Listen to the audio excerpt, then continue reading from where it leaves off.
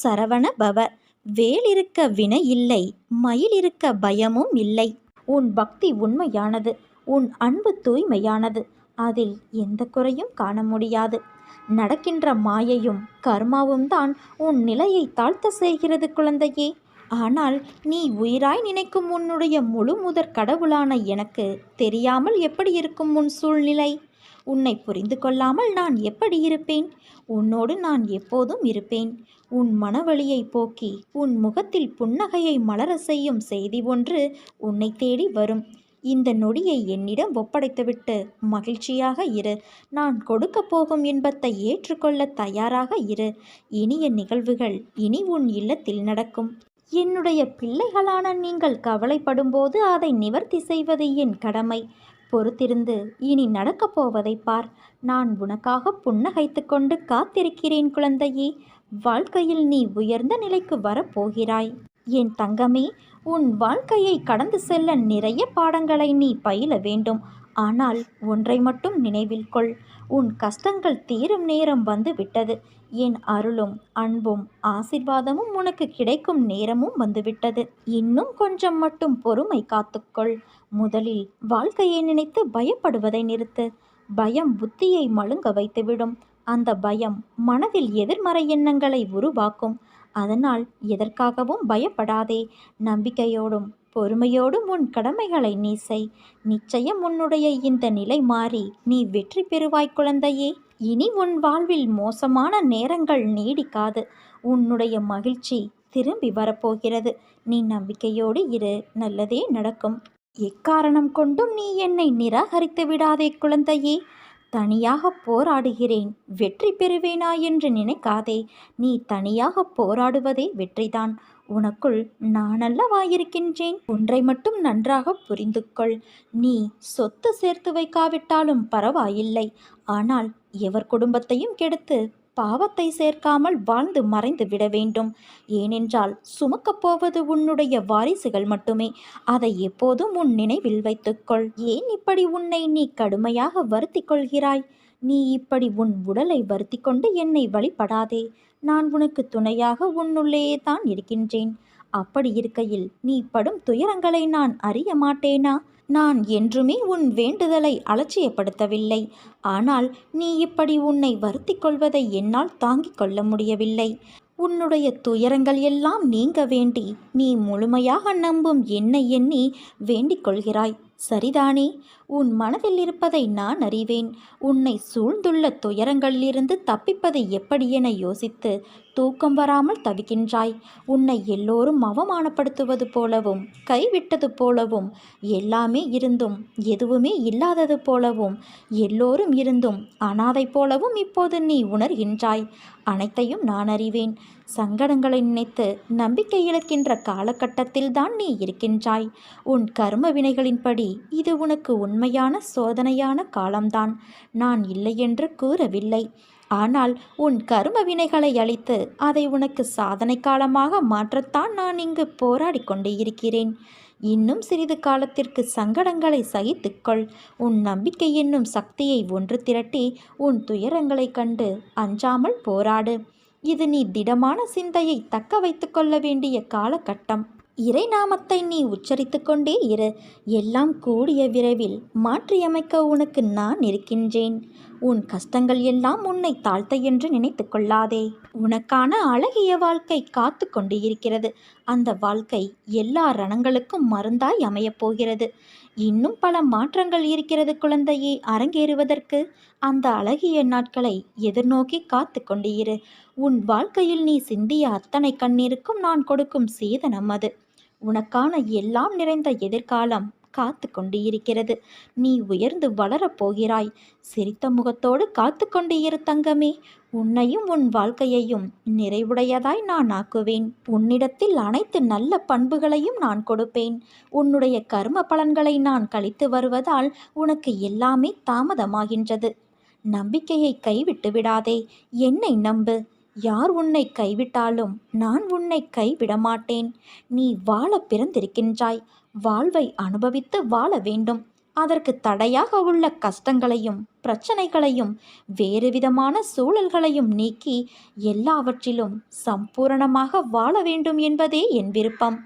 என் விருப்பம் உன் வாழ்க்கையில் நடைமுறைக்கு வர வேண்டும் என்றால் நான் உன் மனதில் இருக்க வேண்டும். நான் உன் மனதில் இருப்பதை எப்படி அறிந்து கொள்வது என நீ கேட்கலாம். எந்த மனதில் அமைதியும் சாந்தமும் நிலவுகிறதோ, எந்த மனம் எப்போதும் அன்பினால் நெகிழ்கிறதோ, எந்த மனம் எப்பொழுதும் பொறுமை காக்கிறதோ, எந்த மனம் அனைத்தையும் சகிக்கிறதோ அந்த மனதில் நான் இருப்பேன். சில நேரங்களில் கஷ்டம் கலங்க செய்யும், வேதனை திகைக்க வைக்கும், பிரச்சனைகள் மூழ்கடிப்பது போல தெரியும். ஆனால் திகைக்கக்கூடாது. எதையும் முன் ஜென்மத்து வினையென எடுத்துக்கொண்டு இனி வரும் நாட்களில் நன்றாக இருப்பதற்காக இந்த நிலையை நான் தருகிறேன் என ஏற்றுக்கொள். நான் உனக்கு எதையும் செய்யவில்லை என கதறி அழுத நாட்கள் உண்டு. அழுத நாட்கள் முடிந்து போகும். ஆனந்தமான காலம் உனக்காக காத்திருக்கிறது. மரம் இலைகளை உதிர்க்க ஆரம்பித்து மொட்டையாகி நின்றால் மரம் பட்டுவிட்டது என நாம் பதறுவது இல்லை. இது இலையுதிர் காலம், இனி வசந்த காலம் வரும் என்பதை நினைத்து காத்திருப்போம் அல்லவா? அதே போல இந்த துன்ப நாட்களும் உனக்கு முடிவுக்கு வந்து இன்பம் சேரப்போகிறது. அன்றைக்கு நீ தகுதியாக இருப்பதற்காக இந்த கஷ்டம் என்ற பயிற்சி அளிக்கப்படுகிறது. என் தங்கமே, உனக்காக நான் வகுத்த வழியில்தான் நீ பயணிக்கின்றாய். பயமின்றி முன்னேறு. வரும் தடைகள் எல்லாம் உன் நலனுக்காகத்தான். உன் பொறுமைக்கும் நம்பிக்கைக்கும் நீ கனவிலும் நினைக்காத வாழ்வை நான் உனக்கு அமைத்து தருவேன். என் நாமம் உச்சரிப்பவர், என்னை வணங்குபவர், என் நிகழ்ச்சிகளையும் வாழ்வை பற்றியும் எண்ணி என்னை நினைவில் இருத்தி கொள்பவர் ஆகியோர் உலகப் பொருட்கள் உணர்ச்சிகளில் கவனம் செலுத்த மாட்டார்கள். என் அடியவர்களை சாவின் வாயிலிருந்தும் நான் இழுத்து விடுவேன். உன் வாழ்வில் நிகழ்பவை, நிகழ்ந்தவை, இனி உன் வாழ்வில் நிகழும் அனைத்து செயல்களுக்கும் நானே பொறுப்பாவேன். உன் கடமைகளில் மட்டும் கவனம் செலுத்து. கனவிலும் நீ நினைக்காத வாழ்வை நான் உனக்கு அமைத்து தருவேன் குழந்தையே. வாழ்வின் கடைசி வரை நினைத்து அன்பு செலுத்தி இறுக்கமாக பிடித்து கொள்ள வேண்டிய ஒரே உறவு நான் உன் முருகன் மட்டும்தான். எப்போதும் உன்னை விட்டு போகாத, எப்போதும் உன்னை விட்டு கொடுக்காத உறவும் நான்தான். உன் வாழ்வில் முக்கியமான உறவு என்றால் அது உன் தந்தை முருகன் நான். நீ கண்ணீர் விடும்போதெல்லாம் என்னை நினைவில் கொள். நான் உன் பக்கத்தில் உனக்கு துணையாக என்றுமே இருப்பேன். கற்பனைக்கும் எட்டாத கவலைகள் எல்லாம் உனக்கு எதற்கு என் தங்கமே? எதிர்கால பயம் என்பதே வேண்டாம். இன்றைய நாளை நிம்மதியோடு வாழ பழகிக்கொள். உன் எதிர்கால தேவைகள் அனைத்தையும் நான் பூர்த்தி செய்வேன். பல பிரச்சனைகளுக்கு உடனடி தீர்வு மறதிதான்னு சொல்வாங்க. நல்லதோ கெட்டதோ எதா இருந்தாலும் அதை அனுபவிச்சு தீர்த்த பின் அதை மறந்துடணும். எதுவும் நடக்காதது போல இருந்துக்கிட்டு புதிய ஒன்றை யோசிக்கணும். அந்த புதிய ஒன்று ஆனந்தத்திற்கு நம்ம அழைச்சிட்டு போவதாக இருக்கணும். நிறைய விஷயங்கள்ல மறதி இல்லாததால் தான் நிம்மதி என்ற உணர்வு நம்மிடம் இல்லாம போகுது.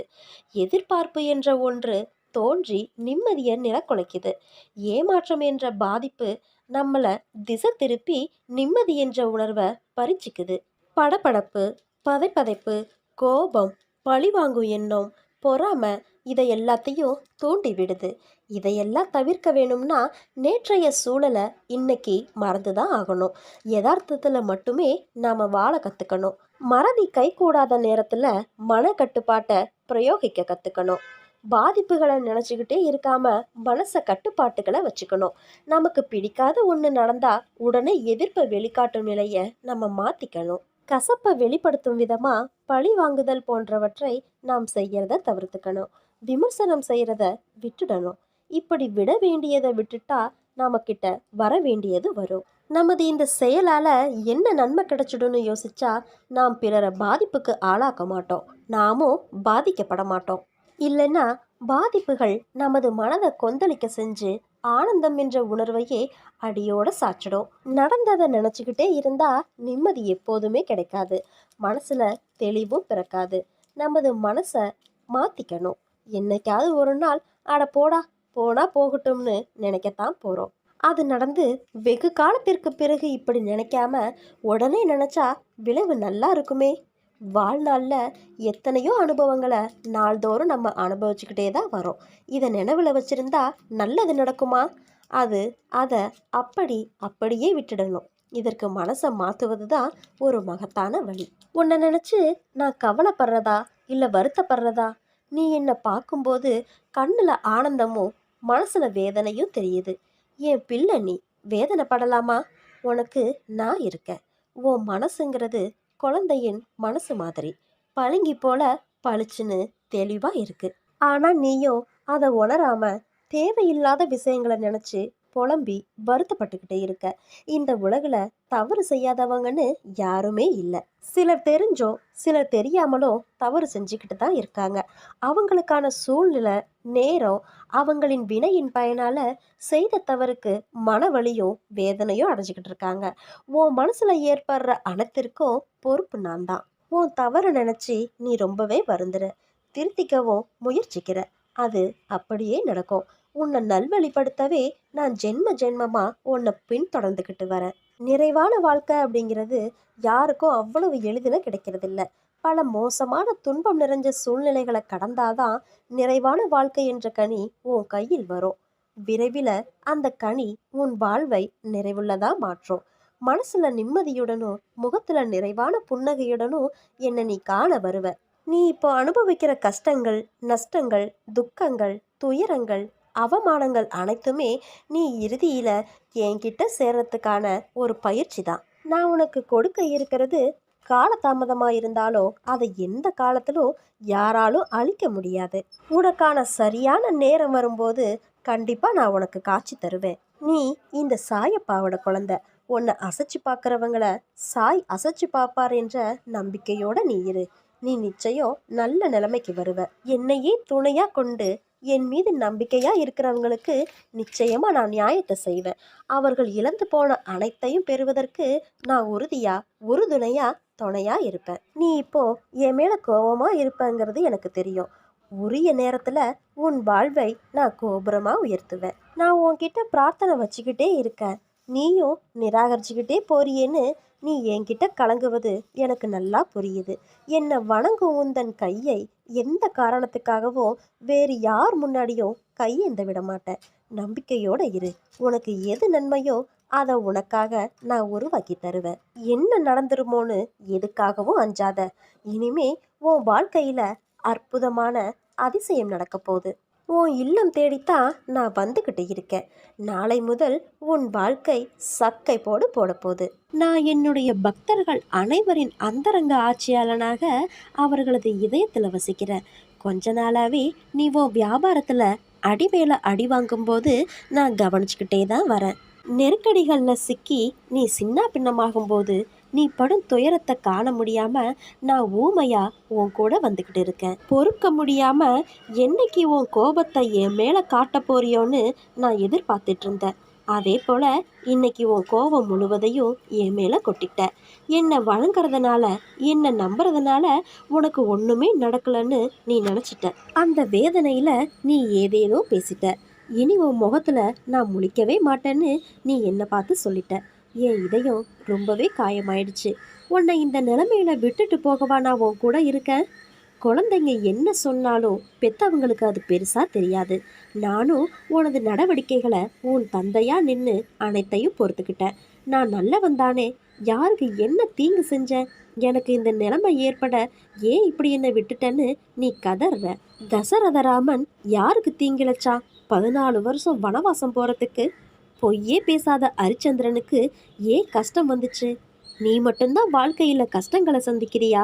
வெளியில வந்து பாரு, எத்தனை பேர் எதிர்நீச்சல் போடுறாங்கன்னு. ஒன்று மட்டும் நினைவில் வச்சுக்கோ, உன் கர்ம வினைகளை நீ தான் கழிக்கணும்.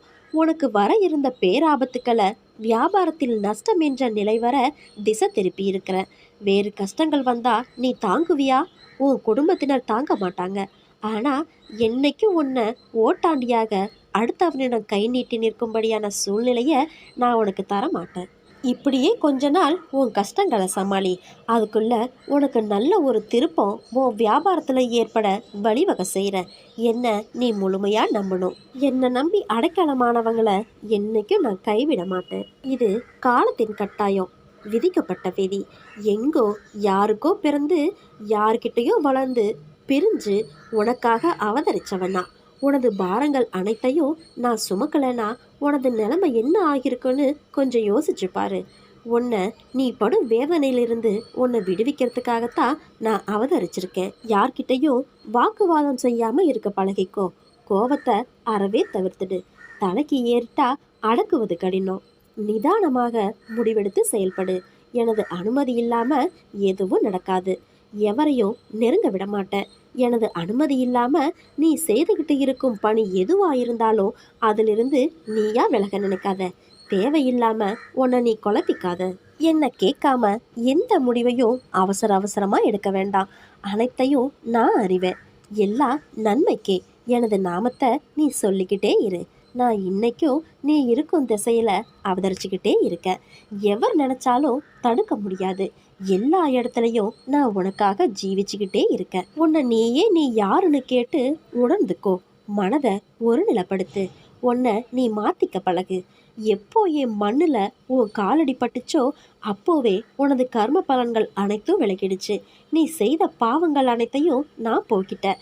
படிப்படியா அனைத்தும் உன்னை விட்டு விலகிவிடும். நீ விரும்பிய வாழ்க்கைய நீ வாழத்தான் போற. அனைவரும் வியக்கும் வண்ணம் நீ உயர்ந்த நிலைக்கு வரத்தான் போற. உன்னை நான் என்னைக்கும் கைவிட மாட்டேன். உனது விழிகள் திறந்து பார்க்கும்போது உனக்கு முன்பாக நான் அமர்ந்திருக்கிறத நீ ஆனந்தமா சந்தோஷமா கண்டு கழிக்க போற.